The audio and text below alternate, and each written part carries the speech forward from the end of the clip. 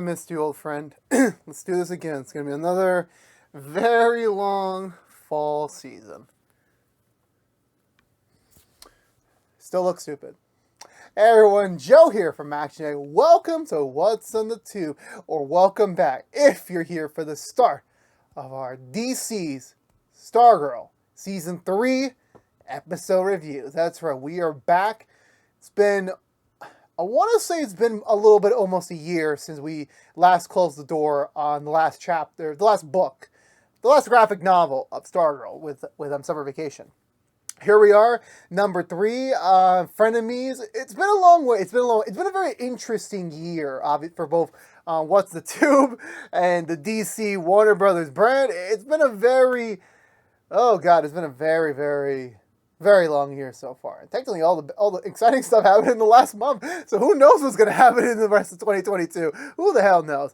We're in current uncertain waters with DC TV, as there has been a lot of cancellations. There has been a very large amount of cancellations. Stargirl's thankfully so far safe because the season's done. It's on the CW. There's contract deals. They can't cancel it now. We'll see where things go. Hopefully, we will be back for another go-around when we reach the end of the season. Hopefully, we will get that announcement similar to when we ended Season 2 with the whole bookmark, like Stargirl, insert graphic title for number 4 there. I'm hopeful. I'm very hopeful that we will. And I can't wait to see what this season has in store, and hopefully that this... I remember if interviews like a while ago, maybe like before the start of Season 2, I think the actress who played Stargirl, Brecca Baxington, I'm butchering people's names again. She did an interview where she said Season 3 was the season that was her favorite of the 6 that Jeff John was pitching to her. In terms of like general conceptual ideas, in terms of just broad stroke. Nothing too definitive yet, because obviously you don't want to put so much effort into seasons you haven't been picked up yet. You want to earn some sort of money there in the go around. But anywho, so here we are, the season that we've all talked about. This is a very interesting season. Coming off the end of last season, you have, I think, the most players that we ended a season of this show so far where you have I think this is the biggest cast we've had so far in both terms of main and recurring. And I'm very interested to see how they're going to balance all of it. And I really hope that we don't get too overstuffed. That's my one hopefulness. But so far in episode 1, I feel like everyone has had... We got mostly every storyline we were teased at the end of Season 2 sprinkled in throughout this premiere. There's the one big exception, but we'll talk about that later. I was actually surprised by certain decisions made. I was actually very surprised. A couple of cringy moments. It's a high school story at the end of the day, and I was going to be cringed no matter what had happened. I got a little bit too much of that, to be honest with you, but... Anywho, overall with this premiere, I thought it was great. I think we're back into this world pretty well. Can't wait to see where the remaining... I forgot if it's 13 episodes again. I forgot about that. I'll double check later on. I think it's 13 again, so hopefully we'll be here until... I want to say early 2023, unless they really want to bang this entire season out before the year ends. We'll figure it out soon. But anywho, let's go through the butchered recap and talk about this week's episode. The premiere of Stargirl Season 3.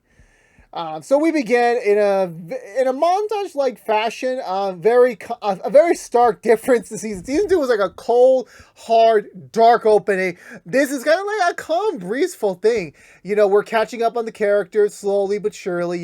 It's been a little bit of time since Season 2 ended. Well, technically there was a little time jump. Then we have a medium-sized time jump, and then we're back into the beat of the story. So we get to catch up on everyone. Courtney and her family are going on a very long overdue proper family summer vacation to Yellowstone Canyon for some weird reason. Of all places to take your kids for summer vacation. I mean, again, it's not me. I would take my kids to Disney or Universal. Definitely not anywhere in the freaking Yellowstone Canyon. I'll tell you what. So they're off. So Courtney says goodbye to everyone. But every member of the JSA is kind of doing their own thing. I'm just going to give me a while because it's been a while since I remember the date. It's been almost a year. Bev's parents are still smothering her with the fact that she is a superhero now. So now she's getting the daughter lifestyle she wished she got in beforehand. And it's also funny that they just completely forgot about the divorce thing. Like, oh, what divorce? You're a superhero now, me. Bro, she's only saved the world 2 times. And she wasn't a major part of those battles. But anyway, Rick is off trying to resurrect Grundy following the Shade's orders after the end of last season. So far, there is no accomplishments there. And Yolanda seems to be recovering her social circle back at the church slowly but surely. But if she has some still issues with Cindy being back in town, wanting to join the JSA.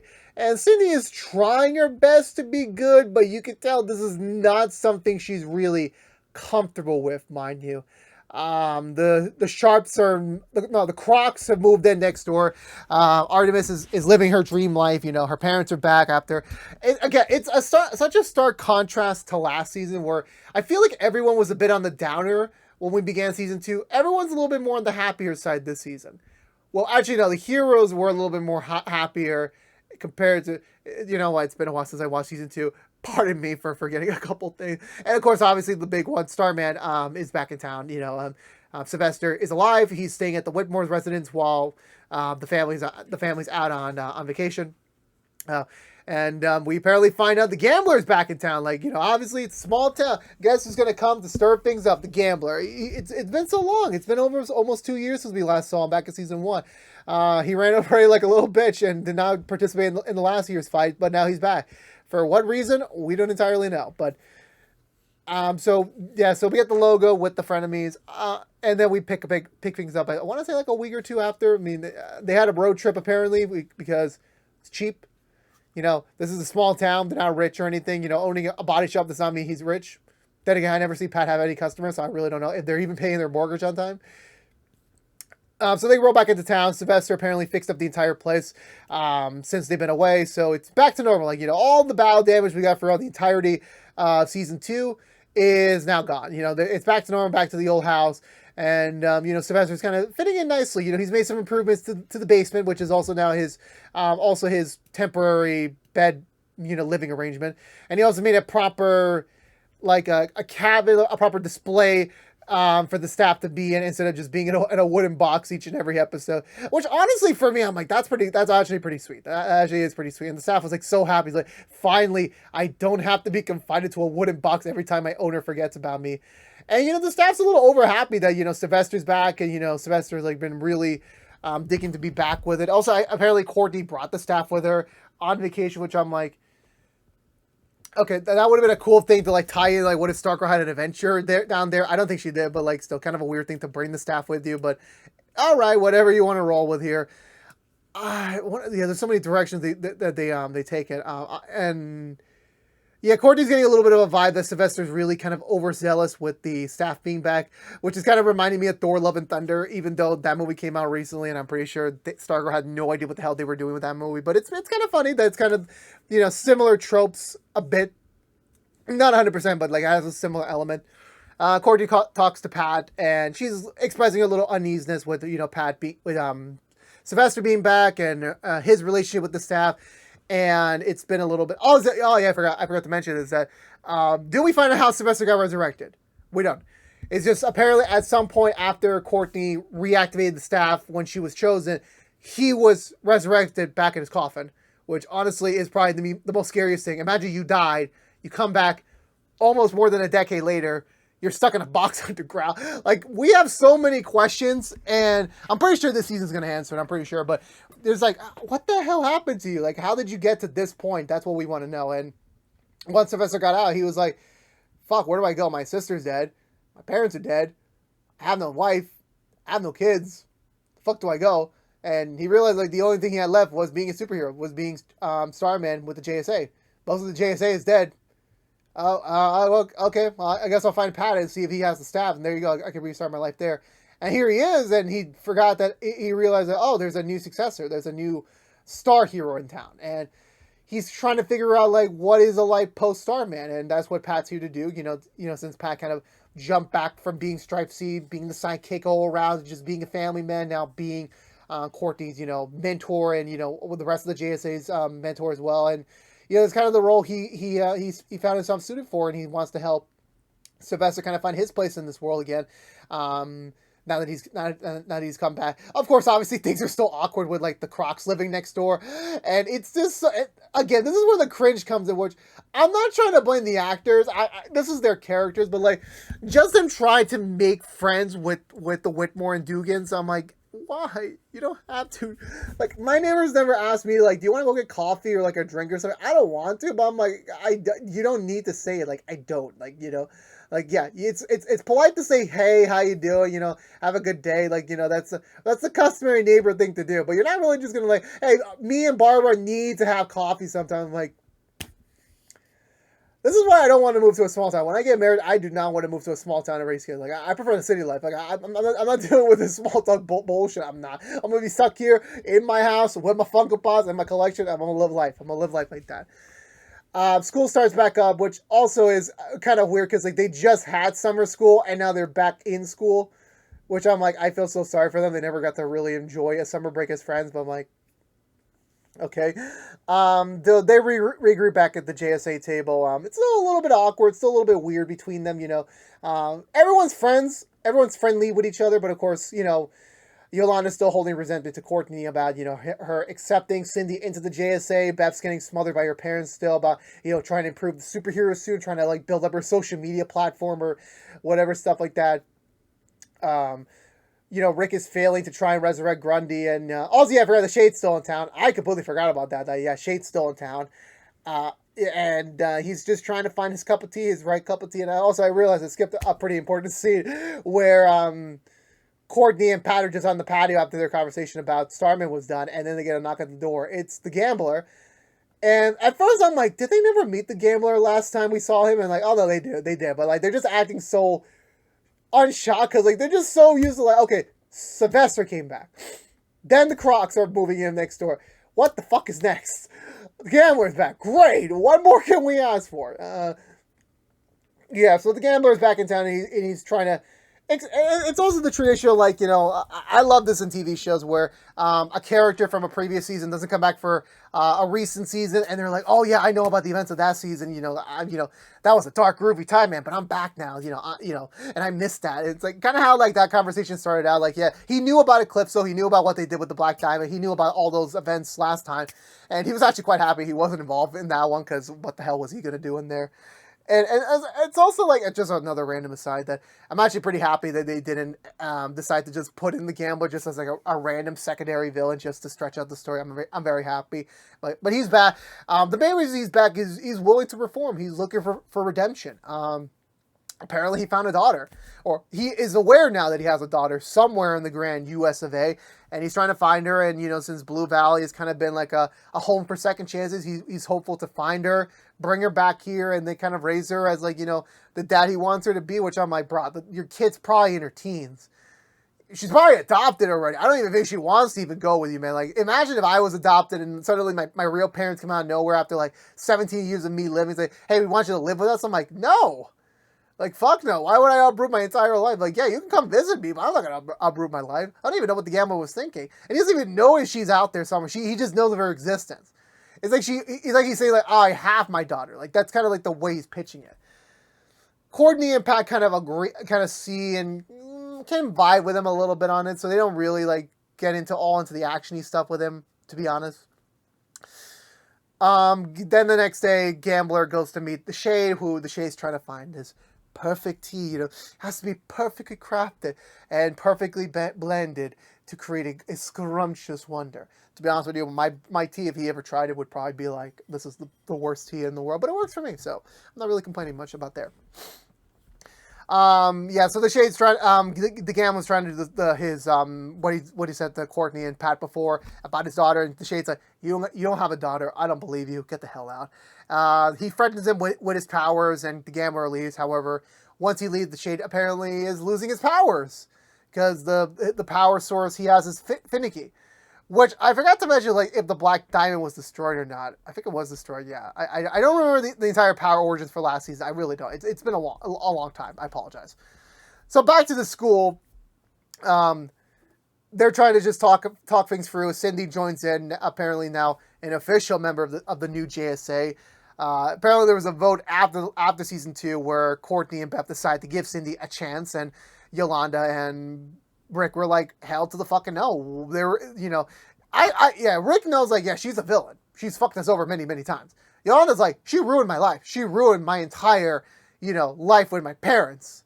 Like, I understand that. Like, I understand why she would say no. And honestly, this is the one time I disagree with Courtney. Like, there's a lot of things people can do, but the moment, and I said this back in season 1, the moment that your anything private of yours gets leaked, that's it. That's game over. Like, it's on the internet forever. Like, there's absolutely zero chance it's ever getting taken down. There's absolutely no chance it's going to get taken down and sweep forever. It's impossible. It's gone.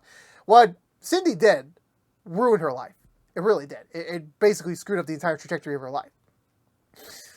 And now at this moment, like, the fact that Yolanda is being kind of pushed by Courtney to kind of team up with Cindy on a more daily basis. Like, for me, I would have quit. I legit would have quit. I wouldn't be surprised if she quits at some point again this season. I wouldn't be surprised.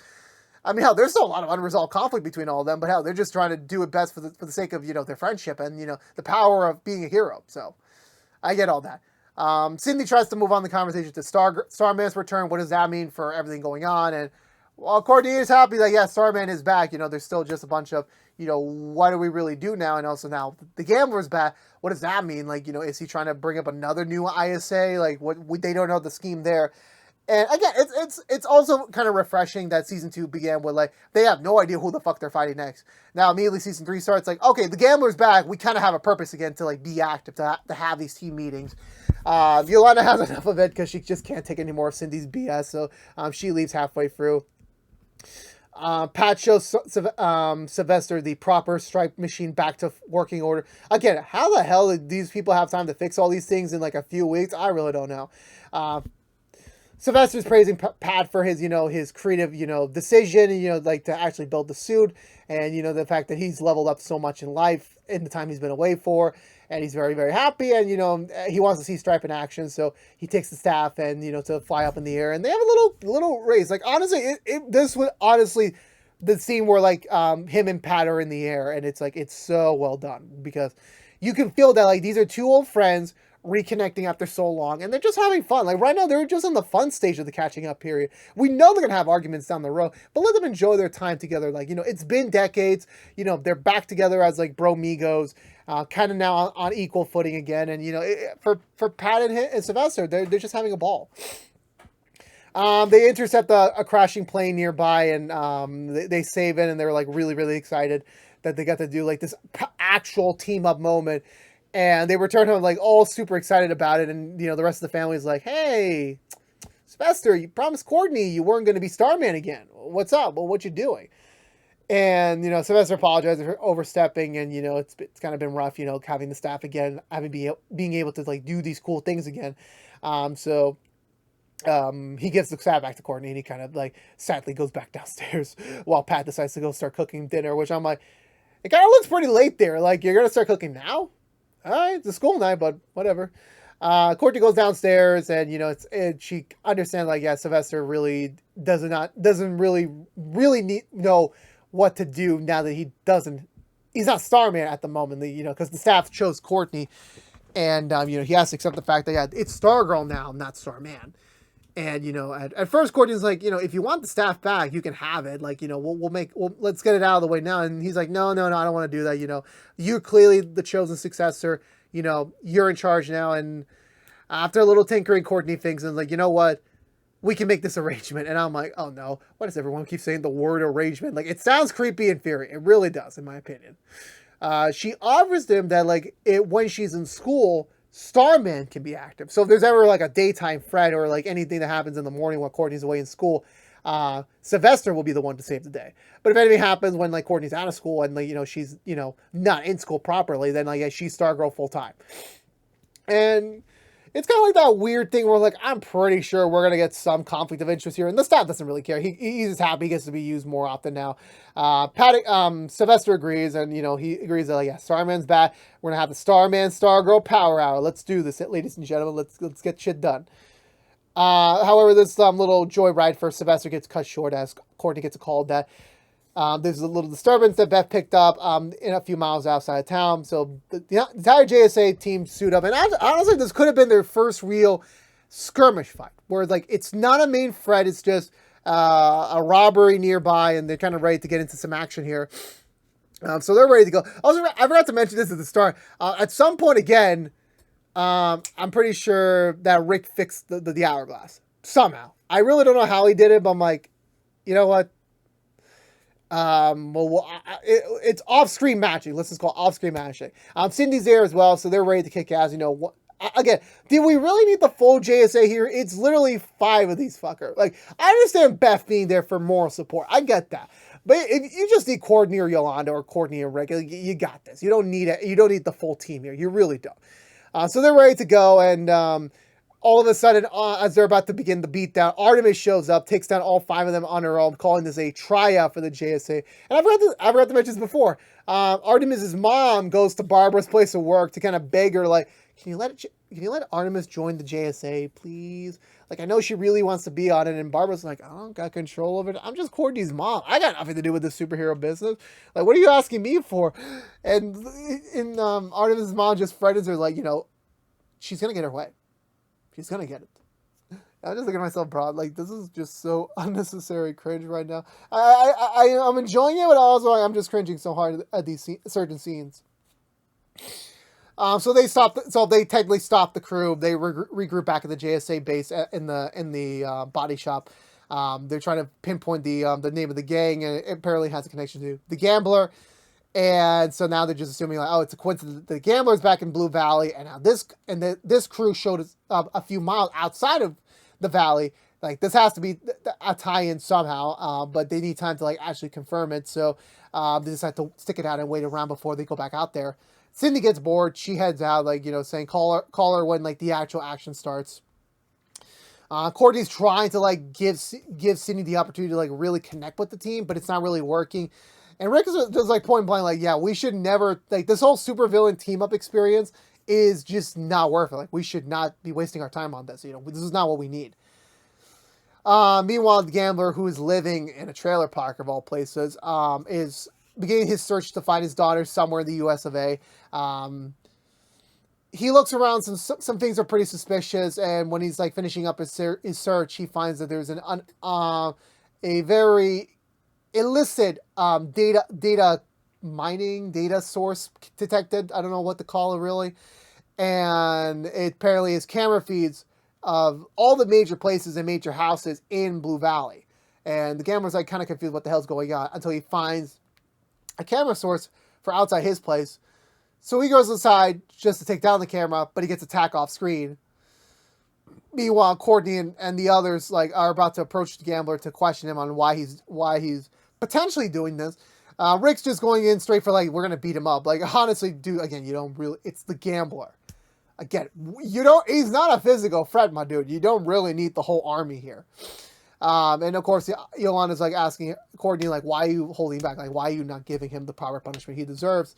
And Courtney's like, look, he's trying to find his daughter, and to be honest with you right now, it's honestly more courageous than my dad, who kind of just still abandoned us after all these years. Which, honestly, again, is pretty honestly sincere. They hear an explosion nearby. They run to it. It's the Gambler's trailer. The Gambler's dead, so I guess that's the murder of this episode's chapter, which is called The Murder.